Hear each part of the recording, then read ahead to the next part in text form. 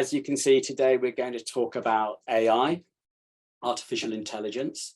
And joining me today are my colleagues Linus and Victoria, and their pictures are coming up on the next slide in just a second. Poor Linus is trying to do a million things at once just now. I let them introduce themselves properly when they start speaking.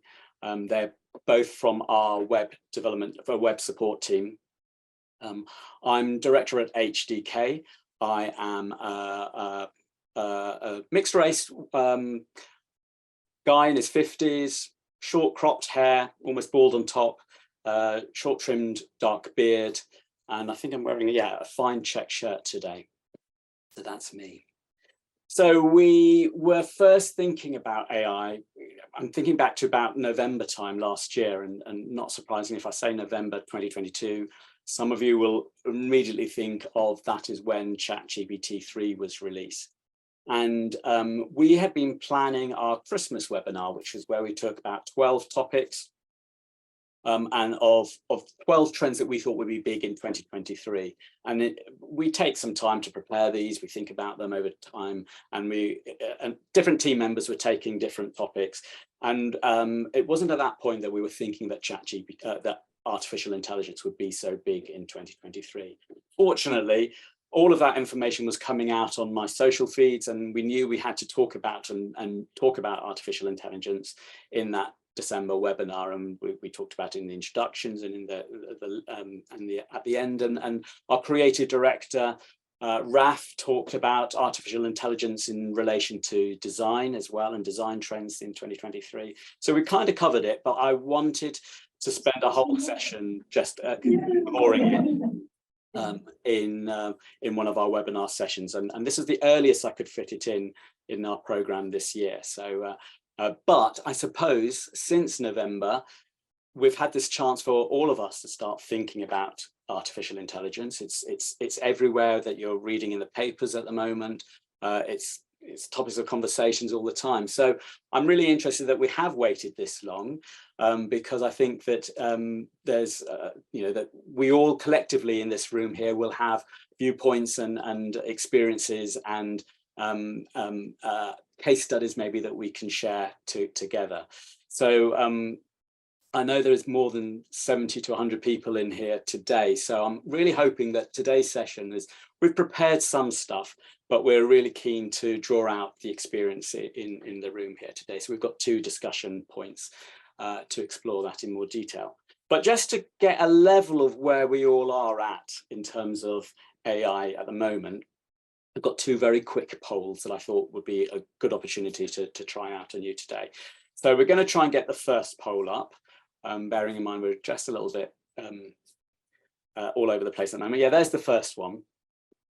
Are you aware of using any AI tools for work at the moment? So really simple question. Let's just get a gauge of the experience in the room at the moment. If you could answer that question and submit your answers now. When Linus thinks enough of you have submitted, we'll put that poll up on the screen just to see what the results are. Okay, yeah. So 2/3 of you, yes, you're aware of using AI tools for work, and about 1/3 of you have said no. So really interesting just to gauge where we are as a group. My next question is to drill down a little bit more and see what kind of tools you are aware of using, because it's possible that you have used tools, but you're not aware of them in terms of thinking about it in terms of AI. So we've put a list together along the lines of, and you can tick multiple choices here, along the lines of language-based tools such as ChatGPT and Bard, or image creation tools. You might have seen those on social media. Audio creation tools, video creation tools. We're going to explore some of these later on. Data analysis tools, speech recognition, and virtual agent or chatbots or other. So if you want to tick any of those that you know that you have had a go at, I would be interested to see what you submit. I've also submitted my answer there. Great. not surprisingly, ChatGPT comes out on top there with nearly 60% of you, but we've got a really high proportion, more than I expected, for image creation tools, 55%. Some audio, video, data analysis tools, I'm really pleased to hear that. Speech recognition, yeah, I'm not surprised that is quite popular. And virtual agents chats, yeah, we've probably all used those at some point without realizing it. So thank you for that. That's really good. Now, we are going to cover a number of things today, and here's coming up now is the sort of layout for today. We're going to start off with a few case studies, and my colleague Victoria is going to do that. We're going to look at a few tools, and Linus is going to give some demonstrations. And then we're going to come to our first discussion point, about 5 minutes maybe. And I would love for anyone in the room here to maybe add to the examples that we've given of real recent examples of how they've used AI, particularly in an arts, culture, heritage sector point of view. We're then going to spend a few minutes on some resources that you can use to make sure you're keeping up to date with this topic, and then address maybe a few elephants in the room with our pitfalls and shortcomings. And then we're going to end up with a final discussion, maybe looking at some blue sky thinking, where we see this going. I think today we kind of want to focus on the positive potential with AI, how we can use it in ways to make audiences, to make the arts more accessible to audiences and to visitors. And while there's lots out there about the potential dangers of AI, I think that's not for this discussion perhaps, but you know, we're happy to see where the discussion goes. And I think I'd quite like that to sort of, we've got about half an hour prepared stuff and then maybe 10, 15 minutes for discussion. So I'd love to finish after 45 minutes. Might be sometimes we go over 45 minutes to an hour. So with that, I think hand over to Victoria. Hi everyone, I'm Victoria. I've just been looking in the chat. It's great to see so many of you here. Just to do a quick visual description, I'm Victoria. I am a white woman in her 20s. I have long brown wavy hair with fringe, and today I'm wearing a stripy t-shirt. So I want to start by sharing some examples of how AI is being used within the arts, culture, heritage sector, and also in the wider space, kind of looking at user experience and how you can enhance the user experience using those tools. So to kick off, I want to start with a topic which is really widely requested and popular within the AI space, sorry, which is content creation. So to start this, I want to start by talking about one of the first ballet companies in the world to use AI in their marketing strategy, and that is San Francisco Ballet Company. So San Francisco Ballet Company is the oldest ballet company in the USA. They regularly produce work and reimagine traditional ballet pieces and tour them around the world. In the lead up to and following the pandemic, they were facing kind of declining audience engagement and also revenues. And so their management team knew they needed to try something different in order to change this and bring in new audiences. They worked with a marketing agency called Butler, Shine, Stern and Partners to help them to re-image the traditional version of the Nutcracker as a cinematic kind of blockbuster trailer to generate new branding for the production and again bring in kind of new audiences. That was their objective.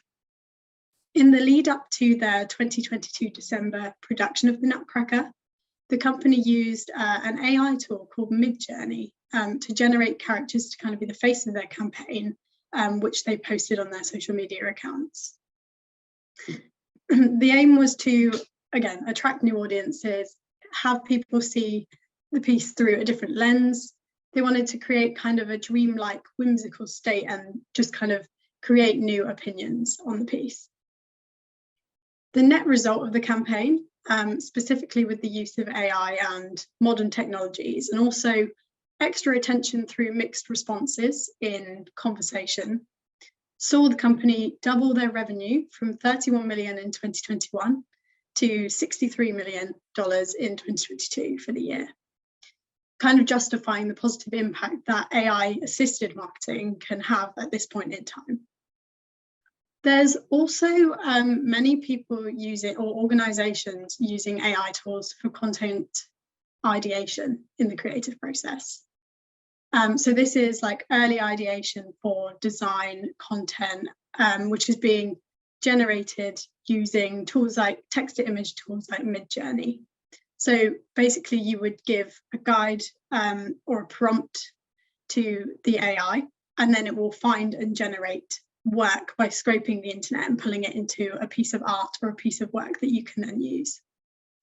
So American sonography designer Jameson is experimenting a bit with AI and his creative process, using prompts like cyberpunk Gibson girls for costume design, Othello street art, and also Alexander McQueen designs cabaret, and then pulling this style, pulling his own style into that for his own projects. Additionally to this, one of the biggest architecture firms in the UK, Zaha Hadid Architects, are encouraging their architects and designers to use text-to-image generators to come up with ideas that can then be shaped, again, with their own inspiration, with their own work. So all work created by AI, especially kind of on a commercial scale, definitely needs to be accredited to and have permissions from the original artists and pieces that AI has pulled from. AI can't necessarily create the work, but it can generate work from scraping the internet and pulling those things together. So then personalization of user experience through data is also a big part of AI and its offering.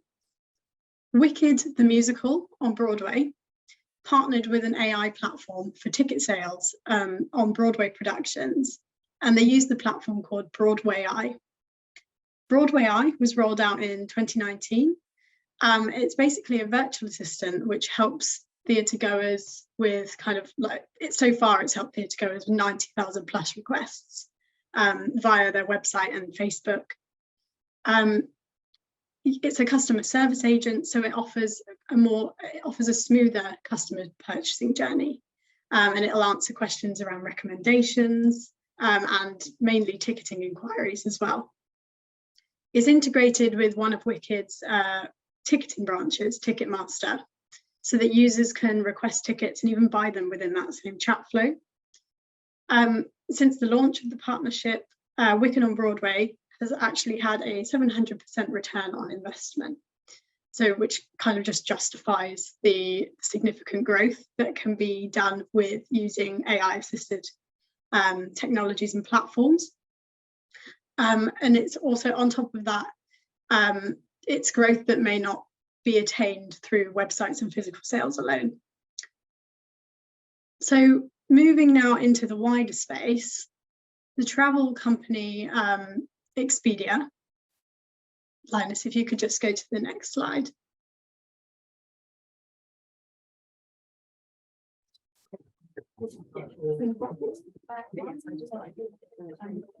PT.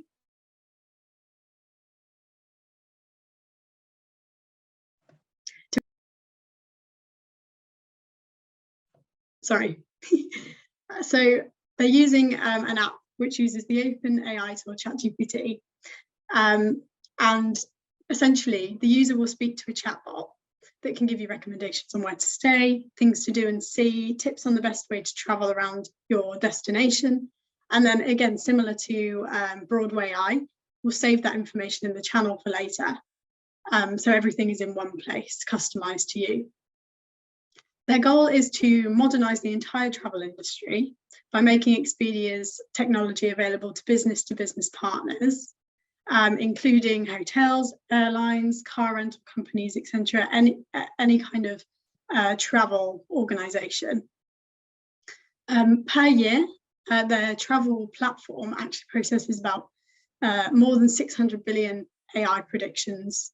It relies fully on AI and machine learning to provide a range of services from customer service, price comparisons, bookings, and even fraud prevention. So I think it's a great tool for allowing kind of more customized and relevant information for people who are planning trips. And I can definitely see this kind of platform being used for events within the art space as well. So my last example is within the museum space. So museums are exploring the possibilities of AI in their offering, and also in-house as well. There hasn't necessarily been significant movement on these ideas yet. Many places are considering using AI on a customer level for customer service, and then in-house kind of for visitor forecasting. Also on an internal level, maybe using AI for automation for collections classification. Museums Next and the Arts Marketing Association have shared some examples of museums and heritage organisations being more experimental with AI. For example, in 2016, the Tate partnered with Microsoft to basically give digital creatives a chance to explore British art history in new ways. The winner was Recognition. So they basically created an AI platform that compares up-to-the-minute photojournalism with British art from the Tate collection. So this allowed visitors to explore connections between art pieces in the museums and then expand their opinions on that. There are a lot more examples within the arts and the wider space, but I'm going to pass you on to Linus now for our next section.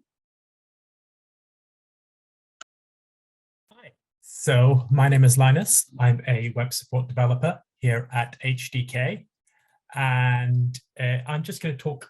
Sorry, I should explain for the visually impaired people what I look like. I'm a man in my early 30s. I have mousy blonde hair, glasses, and a mustache, and I'm currently wearing a grey shirt. So what I'm going to do is I'm just going to talk a little bit about the different types of AI tools that exist at this present stage. So the first one I'm going to cover is the natural language processing tools, or NLP tools. Now, these tools enable computers to understand and interpret human language. So this includes tasks like text analysis, sentiment analysis, language translation, and chatbot development. And so this would include technologies like ChatGPT or Bard, Grammarly. The next thing I want to talk a little bit about is the machine learning frameworks. So the machine learning framework provides libraries and tools for developing and training machine learning models. So this would be stuff like TensorFlow or PyTorch. There are also computer vision tools. So these specialize in tasks related to image and video analysis, and they can be used for lots of exciting stuff like object recognition, facial recognition, autonomous driving, and loads of other applications. Tools like this would include OpenCV, Microsoft Azure Computer Vision. They're quite popular examples of that. There's also voice and speech recognition tools. And these enable recognition and understanding of spoken language. And these are applications such as voice assistants, transcription services, voice biometrics, and I'm sure we all use tools like this: Siri, Bixby if you're on Samsung, Alexa. There are also data analytic and visualization tools, and this kind of does what it says on the box. They help people visualize data, uncover patterns, and generate insights. And these would be tools like Tableau, Power BI, Google Data Studio. And finally, one more technology would be the virtual agents and chatbots. And these tools employ AI sorry, I was just letting someone into the room there. They essentially simulate human conversation and can provide an automated customer service support or assistance, and they can be integrated into websites. And examples would be like Dialogflow, IBM Watson Assistant, and the Microsoft Azure Bot Framework. Now we're going to take a look at a couple of these tools for a showcase that we're about to do. And this would be image generation and text generation. So first, something that is near and dear to my heart is coding. Being a web support developer at HK means that I look at and write a lot of code every day. So I have got a video here where I ask ChatGPT to write a simple programming. It's a simple program that essentially, it's called FizzBuzz, and you give it a number and then it counts from 1 to that number. But if the number is divisible by 3, the program prints out fizz instead of the number. If the number is divisible by 5, it prints out buzz instead of the number. And if it's divisible by both 3 and 5, it prints out FizzBuzz. So here in this video, I asked ChatGPT to code FizzBuzz in Ruby, which is a programming language. And it does it immediately, which I think is pretty amazing. It also explains what FizzBuzz is, maybe in a better way than I just did. So feel free to read that if you like. And then what I'm doing now is I'm taking the code from ChatGPT here, I'm pasting that into a code editor on my computer, and I'm breaking it. And what I'm about to do here in a second is I'm going to paste that code back into ChatGPT and say, hey, there's a bug in this code. Can you please locate it? And as you're going to see in a second, it does it, which I think is pretty amazing. It thinks about it for a little while, and then it just starts generating this text. It explains where the bug is. It shows me what the code is supposed to look like, and then it prints out the whole FizzBuzz code again. Please also note that I'm being very polite to ChatGPT, just in case, because we never know what's going to happen in the future. And yeah, that is essentially that showcase done right there. Let me see if I can get rid of that. That's really interesting, and I think what from the poll we saw that I think we expected that probably at this stage maybe everyone has used ChatGPT, and what we realised in the poll is that about a third haven't. So so we wanted to show something a little bit more advanced than what a lot of people might be using it, but I think it's worth bearing in mind that it's also great for just very simple language requests as well. And I know a lot of the other people will have tried this, but I mean, you had another example that we took out at some point, but maybe you can sort of talk about that example as well. Yeah, so I mean, ChatGPT will generate text essentially, and it can write you stories in a certain style. It can do all sorts. I remember I broke my mum's teapot a while back, and she was really a big fan of that teapot. It was an antique, and I asked ChatGPT to write an apology letter to her. And I mean, it was really good. It felt really heartfelt and sincere. And it's kind of amazing that that essentially a computer wrote that. I did have an example here, but it's no longer in the presentation.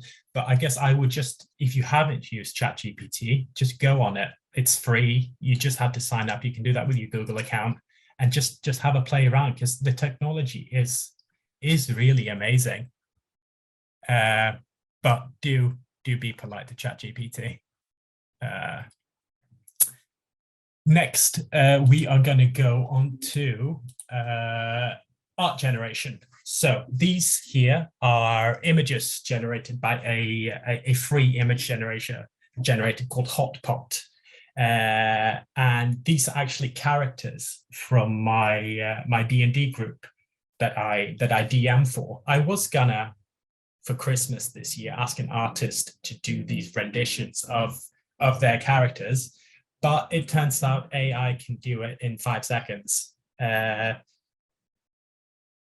yeah, I think they look pretty amazing. You have Wiggy Astrals up there on the left, you have Girora in the middle, and then Galassia on the right there. And now I would like to ask for some audience participation. So I've actually got Hotpot open here, apologies.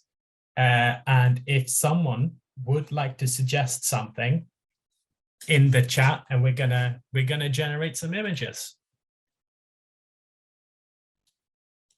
Don't be scared.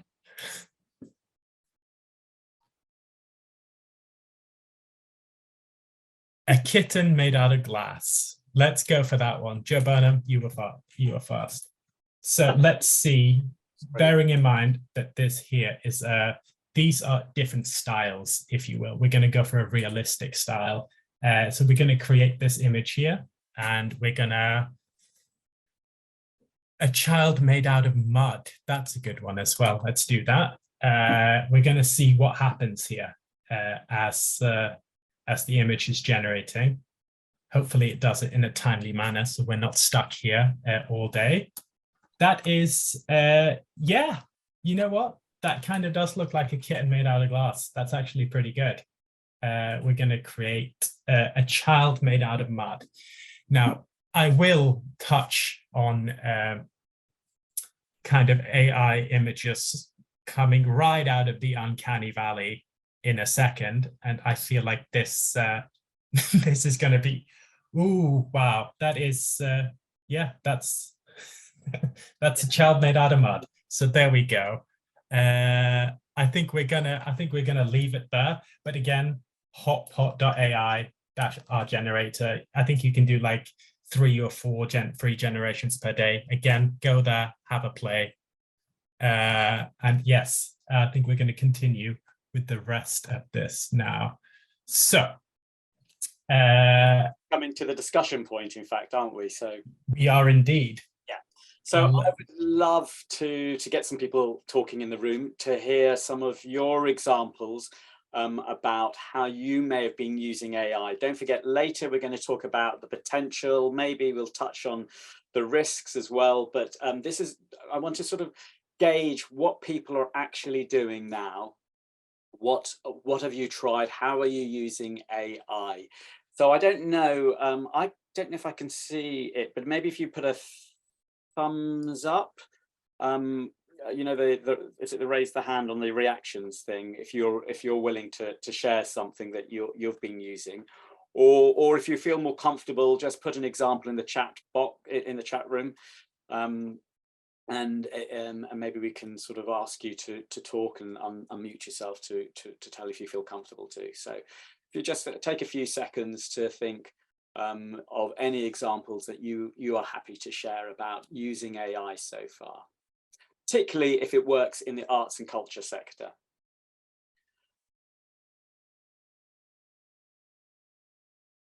Laura, you were the first one to put something. Are you happy to unmute and just sort of say what your experience has been and how you've used it? Yeah, I don't have loads to say really. It's just that I originally came into this thinking I hadn't used AI, and then I remembered that actually we've been using that for about probably since the start of the pandemic, and it's made a massive difference in terms of time spent on captioning, that we don't have to kind of use so much staff time. The quality's massively improved over the last couple of years as well. We usually use Rev, which I think they use AI, but then they also have a human checking in. So that seems like a good balance for us. Yeah, brilliant. Thank you for that, Laura. Kasia, are you happy to elaborate on yours? Hi, yeah, Kasia, sorry. No problem. Yeah, so I've just been using the chat GPT just to help with when I'm stuck for prompts for our social media posts, especially just double checking like my learning, my understanding of things as well. And it's just really helpful, especially if I'm like, does this make any sense? And then I haven't got time to double check it with a colleague, for example. Just quite quick and easy way of just helping my brain like unload it that way. Yeah, I can relate to that, definitely. Lyndon? Yeah, I've just found it's been much quicker in terms of searching the internet. I remember last week I was looking for a piece of research, the best video games over the past 20 years in terms of graphics, and I put it in ChatGPT, and it just gave me the best game for the past 20 years in a list, which was far quicker than searching it on the internet. And just to brainstorm ideas, like I put in the chat as well, putting them into ChatGPT and see if things make sense, it's just far quicker. So yeah, those models I find as well are brilliant, especially I think it's Microsoft's one which can now search the web as well, which is, yeah, really efficient and effective. Difference, yeah. Carrie, I'm glad you've picked up on something I was hoping we'd be able to pick up on. Are you happy to expand a bit more on that? Yeah, sure. I found ChatGPT really helpful because we wanted to create an audience segmentation, and we have a big database, but really we don't have much information that's very specific about our audience. Yeah. So went through like 3 tests and triangulated them. I'm in Switzerland, so we used the audience agency segmentation in the UK and just drafted to see if that could be applied here. And then asked the same question to ChatGPT, and that came out with something similar. And then to test it again on Monday, we did a workshop with all our front desk staff and asked them to draw our audience segmentation. And it was amazing because they all kind of triangulated. So in about 2 hours, we had the segmentation. I didn't have to go into Excel. So I was quite happy. And yeah, we've been using the tool, like I think the others have been saying, to brainstorm ideas. And we just find the only thing it lets us down a bit is, well, it's not like ready for that yet, is if we want really data-based information, like if we ask it on the efficiency of different marketing print tools or the size of the audience segments, then yeah, it can't read the internet, which is what I learned the last couple of days. But I'm really excited to hear how it's being used for that kind of thing in sort of understanding our audiences. I think that's going to be really interesting to see how that goes. I think we've got a few more ideas in the chat, so do read through those. I'm conscious of time and I want to move on, so I'm going to hand back to Victoria. Great, thank you. Yeah, so also we just want to share some simple ways that you can keep up with AI kind of on a daily basis. So things like listening to podcasts seems simple, but there's a lot of podcasts out there that you can listen to. We've got some examples that we will share at the end of the webinar as well. One of them is the Marketing AI show. So there's lots of different episodes in there. Things about content creation using text to image generators, and there's also an episode called AI for Events Marketing, which is really interesting. I've had a listen to that, so that's a great resource. The Guardian Today in Focus, there's a podcast on why Godfather of AI, Geoffrey Hinton, thinks humanity is at crossroads. This is a great podcast kind of for a more broad overview of AI, if you're interested in looking into that. So there's also another podcast I've got here called the AI Podcast. I've got the link, so I can share that with you at the end. The next thing is to sign up to newsletters. Again, there's plenty of newsletters daily, with daily send-outs, weekly send-outs, whatever you're looking for. There's one called The Algorithm by MIT, which has got a load of great resources, some more technical and kind of machine learning based, but also some on there looking into marketing and the broader world of AI. AI Weekly as well is another one. And then immersing yourself in arts and culture. So if you're interested in arts and culture, then going to events, going to exhibitions. There's some great exhibitions around. Again, we've got some links to share with you for those. And then I guess the last one, to kind of ask ChatGPT, ask AI, and immerse yourself into AI that way, to try and get more from it, and see how it can help you with your objectives. That's my list, and I will share that with you shortly. But now I will pass back to Linus to talk about some of the kind of pitfalls of AI. We know that AI it's a very exciting technology. And I mean, there are so many uses for it, but it's absolutely not bulletproof. And I just want to talk about some of the pitfalls and some of the problems with AI. I'm going to apologize for this next slide in advance. While you do that, I think Alan has got a great topical example. I mean, just right in the moment, he says, just to make us all feel better that it can't quite steal our jobs yet, I used to create some copy around our new brochure. It focused really heavily on the term brochure and basically went on and on about paper quality and quality of inks used.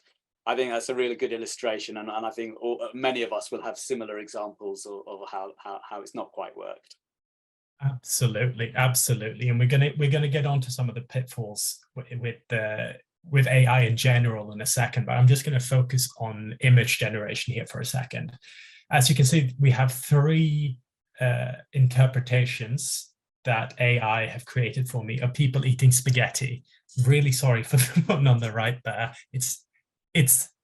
It's kind of scary, but AI doesn't know how human beings eat spaghetti. They know we put things in our mouth, they know what spaghetti looks like, but they can't figure out exactly the mechanics of it. And I mean, AI has a tendency to create images and videos that are out of the uncanny valley, like I said. There's a video online, if you just Google AI generated pizza commercial, do so at your own risk, because it is pure nightmare fuel. I might just add that in the chat right now, actually, if you want to take a look at that afterwards. But also, generally, content will be lower quality than if you asked an actual artist to do these things. And especially if you're using free image generators. In addition to this, it can be difficult to keep branding consistent if you're creating logos and stuff like that. And there are obviously massive concerns with plagiarism, as AI generators pull bits of text and kind of mishmash images from all over the internet, and you can't really tell where the original source was anymore. I'm going to quickly get rid of that slide there, and we're just going to talk about some more dry things. So pitfalls of AI in general. So data bias. AI models learn from data, and if that data used for training is biased, then the model will, of course, inherit those biases. And this can lead to unfair or discriminatory outcomes. And it's kind of crucial to ensure the diverse representative training data and then implement these measures to mitigate bias. There's also kind of a lack of transparency and interpretability. Some AI models, such as deep neural networks, can be really complex and challenging to interpret, and a lack of transparency can make it difficult to understand how a model actually arrives at its decisions or predictions. And this is, I mean, it's a massive concern in critical areas like healthcare or finance, where you really need that explainability. Insufficient data or poor quality data. So AI models require large and high quality data sets to train effectively. Insufficient or poor quality data can lead to inaccurate or unreliable results. And it's important to ensure data quality, adequacy, and relevance for the specific AI task. And it's really important not to rely on AI without human oversight, especially right now in 2022. AI is a really powerful tool, but it should be used with human oversight. Over-reliance on AI systems without proper monitoring or human intervention can lead to errors or unintended consequences. Human judgment and interventions are still absolutely necessary to ensure ethical and responsible use of AI. ChatGPT is sometimes wrong, and when it is wrong, it still sounds very confident.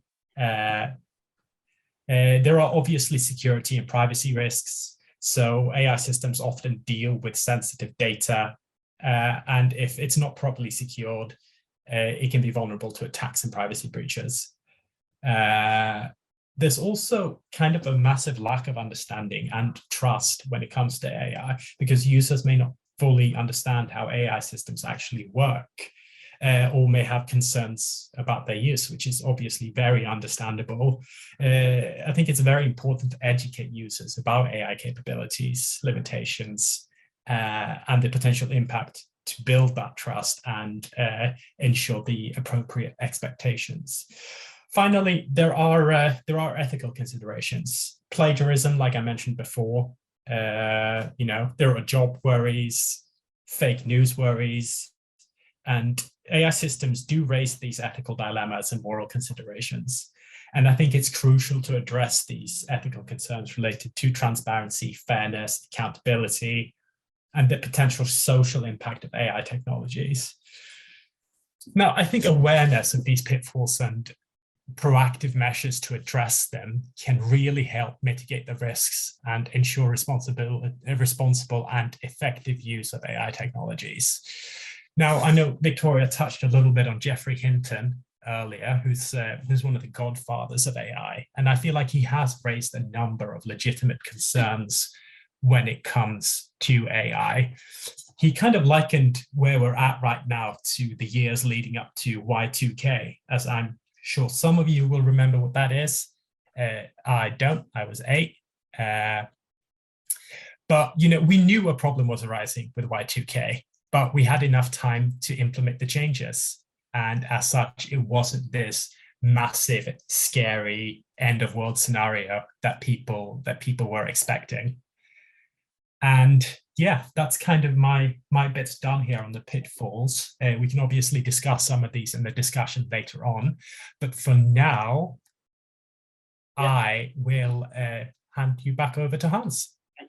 Thank you. So there's some really interesting things coming up in the chat as well at the same time, and some good points made.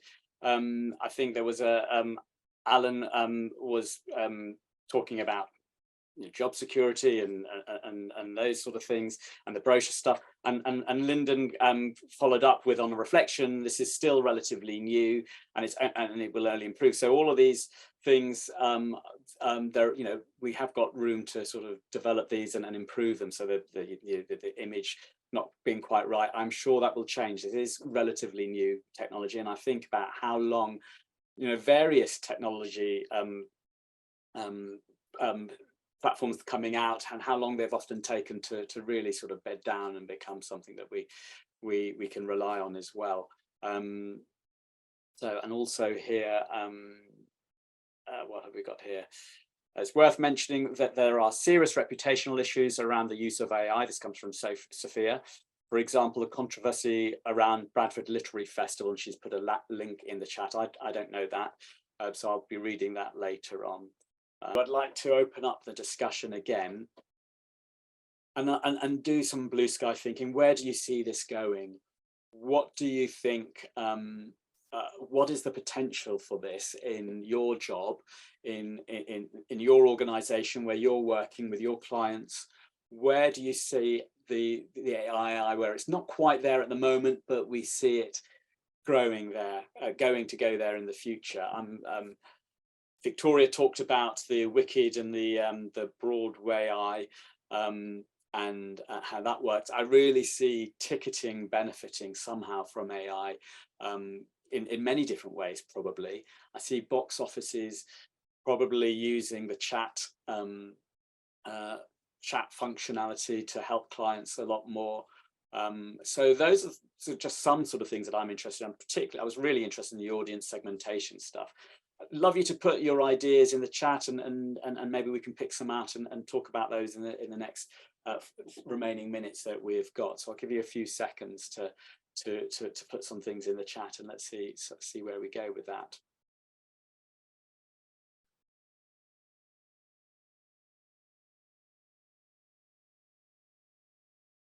While we're waiting, Victoria, where do you see AI going? What's the sort of areas that you imagine happening? Yeah, I think definitely, as you mentioned, kind of looking at ticketing and data analytics to kind of predict trends. I think that that's going to be very important and useful within the arts, and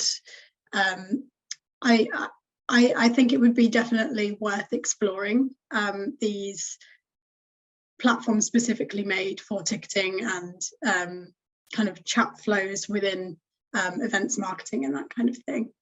Right, thank you.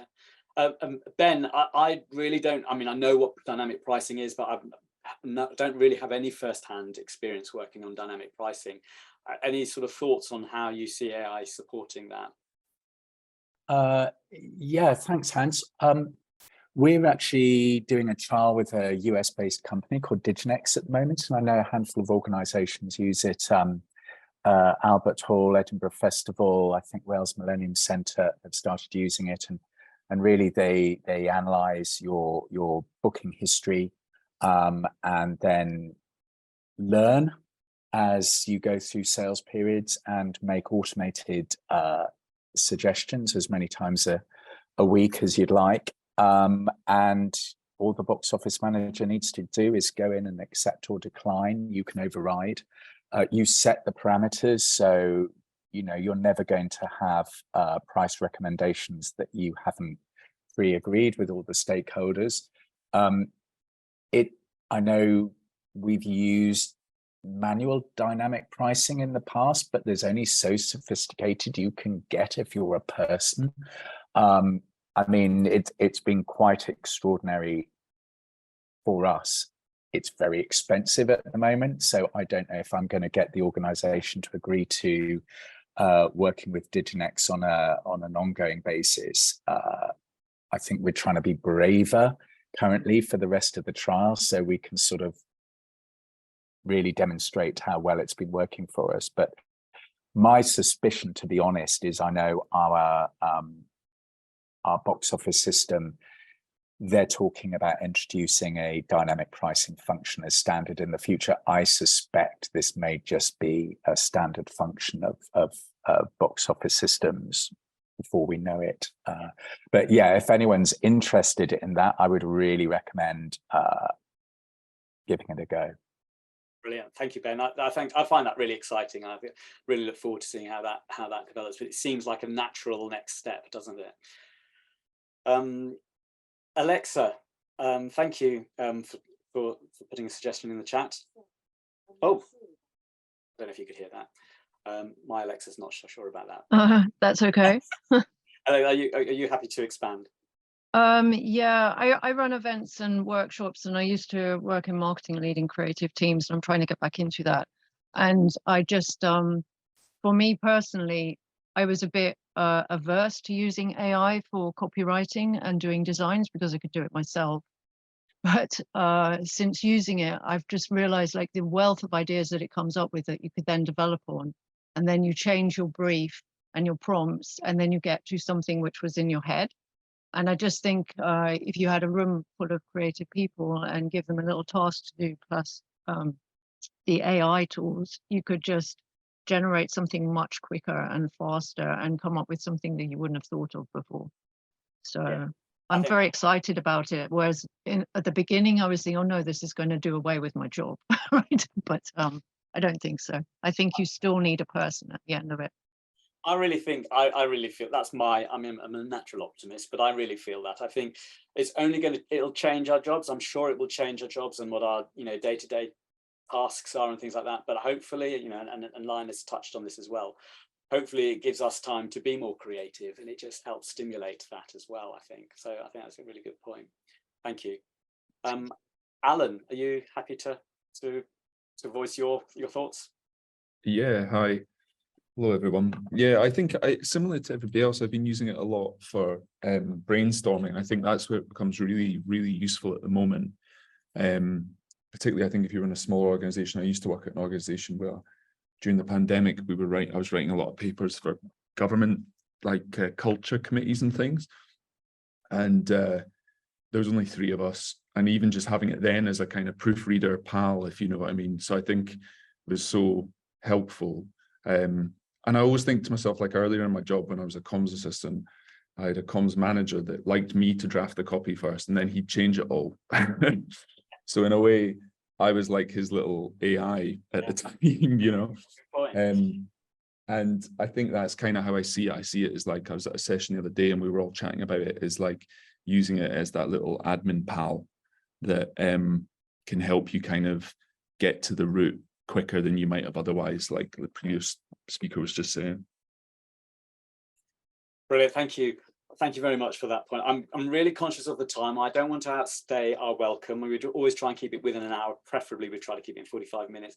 So I want to thank everybody. Victoria, you're going to paste some links for the resources that you gave earlier on. We've got the other, so thank you very much to all the other people who put something in the chat box. We're going to keep all of those, and it will be fed into the write-up of this. And I know people were asking earlier on, is there a recording? We put the recordings on our website. If we can, I think we're quite busy, so we might not get it done tomorrow, but we should be able to get it done next week. And then we'll email you all with a link to that. That'll include resources like the links. It'll include things that we take from the chat as well. So hopefully, even if you've put something in the chat and we've not been able to address it, we'll still be able to address it in the follow-up and the write-up. So thank you again, everyone, for joining us today. It's a fascinating topic. I find it really exciting. We are definitely enthusiasts, not experts on this, but I think all of us will be talking about this clearly a lot throughout the rest of 2023. So thank you again for joining us, and we hope to see you again at a future webinar. Thank you.